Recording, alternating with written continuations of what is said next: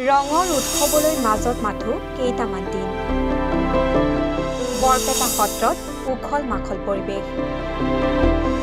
দৌল মহোৎসৱলৈ সাজু বৰপেটা সত্ৰৰ চৌহদ 4দিনীয়া কাৰ্যসূচীৰে অনুষ্ঠিত দৌল মহোৎসৱ চৌদিশে শুনা গৈছে হোলী গীতৰ লহৰ ৰাঙাডিমা আৰু আলু ভাজিৰো অতিথিক আদৰিবলৈ সাজু বৰপেটাবাসীৰ প্ৰাণৰো প্ৰাণৰ দৌল মহোৎসৱক লৈ দেখা গৈছে উৎসৱমুখৰ পৰিৱেশ 4দিনীয়া কাৰ্যসূচীত ভক্তৰ সুৰক্ষাৰ বাবে লোৱা হৈছে বিশেষ ব্যৱস্থা মোতায়েন হ'ব আৰক্ষী অৰ্ধ সামৰিক বাহিনী থাকিব চিচিটিভি কেমেৰাৰ ব্যৱস্থা সাজু হৈছে বৰপেটাবাসী হেপাহৰ দৌল মহোৎসৱৰ বাবে এই সন্দৰ্ভত আগবঢ়াইছো কৌশিক দাসৰ বিশেষ প্ৰতিবেদন হয় নমস্কাৰ এনিভাৰ 24 চাই থকা প্ৰতিজন দৰ্শক মই স্বাগতম জনাইছো মই ক'ব লৈছো বৰপেটা সত্ৰ কিনো আসলতে 4দিনীয়াকৈ যেহেতু দৌল মহোৎসৱ উদযাপন কৰা হ'ব আৰু এই মহিলি মই আছো এই বৰপেটা সত্ৰত আৰু ক'ব লাগিব যেহেতু আসলতে 1583 খ্ৰীষ্টাব্দত আসলতে মহাপুৰুষ মাধৱদেৱে আসলতে এই যি সত্ৰ আসলতে স্থাপন কৰিছিল আৰু সেই ক্ষেত্ৰত ক'ব লাগিব যেহেতু মই আছো এতিয়া উপস্থিত সত্ৰনগৰী বৰপেটাত আৰু এক উদুলি মুদুলি পৰিৱেশ বুলি ক'ব লাগিব কিয়নো আসলতে বৰপেটাৰ প্ৰাণ হেপাহৰ হোলী আৰু হোলীলৈ মাজত মাথো কেইটামান দিন বাকী আছে আৰু এতিয়া প্ৰস্তুতি আসলতে যি আসলতে হোলী গীত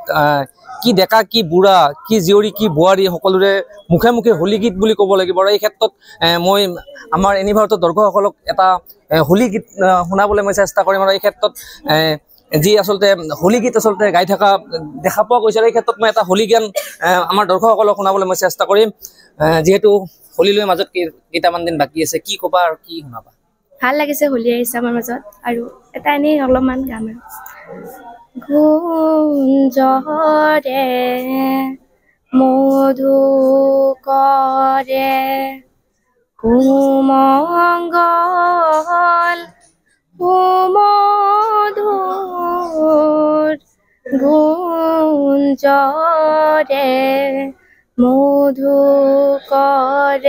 গুঞ্জৰে মধুকৰে সুমংগল সুমধুৰ গুঞ্জৰে মধুকৰে গুঞ্জৰে মধুকৰে সুমংগল সুমধুৰ গুঞ্জৰে মধুকৰে গুঞ্জৰে মধুকৰে সুমংগল সুমধুৰ গুঞ্জৰে মধুকৰে কোকিলে কুহক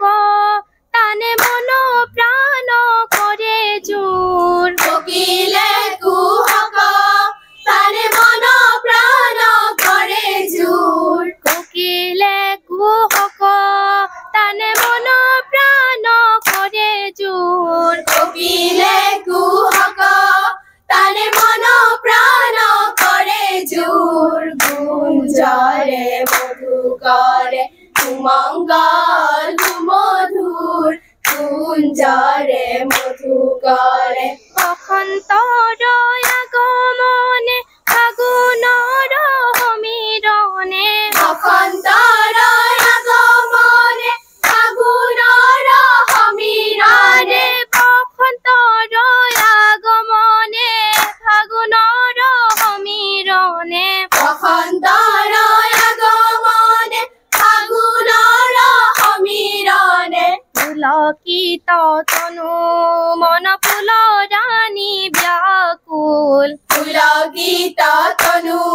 মন ফুলৰাণী ব্যাকুল পুলকিত তনু